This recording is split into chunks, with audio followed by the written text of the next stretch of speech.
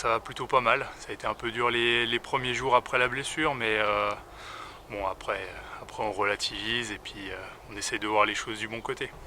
Bon, comment ça s'est passé cette blessure là? Et ben à Mézières, en plein match, je redescends d'un bloc, j'essaie de me déplacer en pas chassé pour aller rebloquer un autre joueur et sur l'impulsion du pied gauche, ça a claqué. J'ai eu l'impression qu'on me mettait un énorme coup de pied par derrière. Sauf qu'il n'y avait personne, c'est mon tendon d'Achille qui a lâché. Et voilà, donc j'ai eu très très mal pendant 5 bonnes minutes sur le coup où je suis resté au sol à pas trop comprendre ce qui se passait. Et puis bon, la douleur s'est vite atténuée. Bon, mais par contre le diagnostic a été assez rapide à faire. Ouais, c'est une des pires blessures, le talon d'Achille pour un sportif. Il faut beaucoup de temps pour revenir. Ouais, c'est très très long pour que ça guérisse bien. Faut faire très attention à ne pas reprendre trop vite, justement, c'est un peu le risque sur ce genre de blessure. Donc ouais, c'est très très long, oui, c'est une grosse blessure, donc c'est un gros coup sur la tête quand ça arrive. Ouais.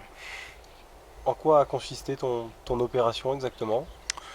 Oh bah, une opération assez simple, hein. Bon, ça reste une opération chirurgicale, mais une opération assez simple où bah, du coup ils ont tout simplement pris les deux bouts de tendon, ils les ont raccrochés entre eux et à la manière un peu des points de suture pour que ça cicatrise.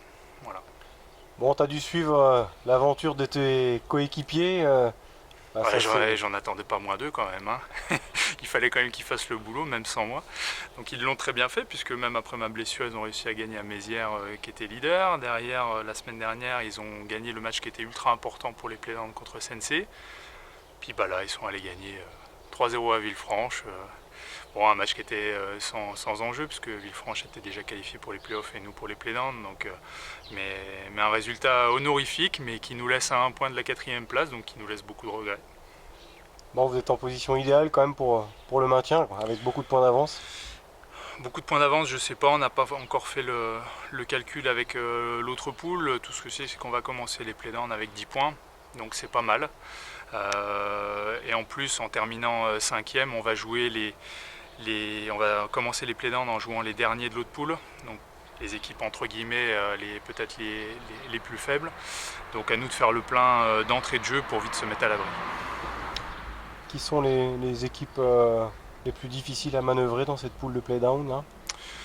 Bah, je pense que Fleury-les-Aubrais va être assez costaud. Ils ont un peu comme nous manqué les playoffs de peu. Donc je pense que ça va être l'équipe la plus dangereuse de ces playdowns. Après, on a Villers-Cotterêts qui risque d'être un peu compliqué à gérer, surtout chez eux.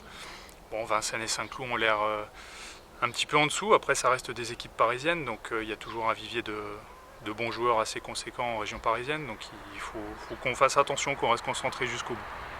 Ouais, il manquait pas grand chose pour cette poule de play-off en fait, parce que cette année vous étiez pas attendu, vous étiez un promu on va dire surprise.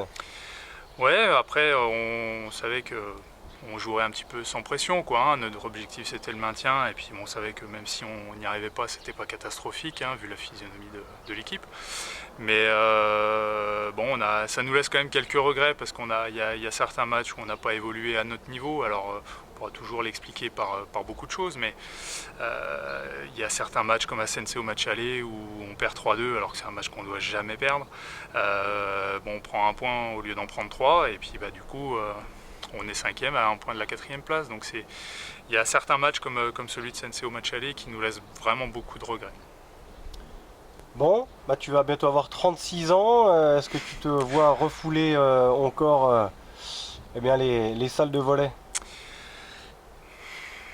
Bonne question.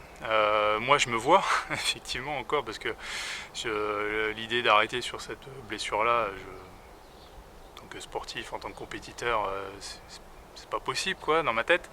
Après, pour l'instant, je peux vraiment pas tirer de plan sur la comète. Il faudra voir comment je récupère de cette blessure, comment je vais revenir au niveau physique et technique que j'avais avant cette blessure.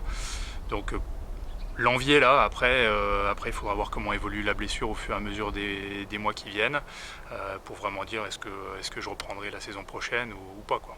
Mais l'envie est là en tout cas. Alors tu remarcheras d'ici 3 mois, c'est ça? Il va falloir que ça se consolide?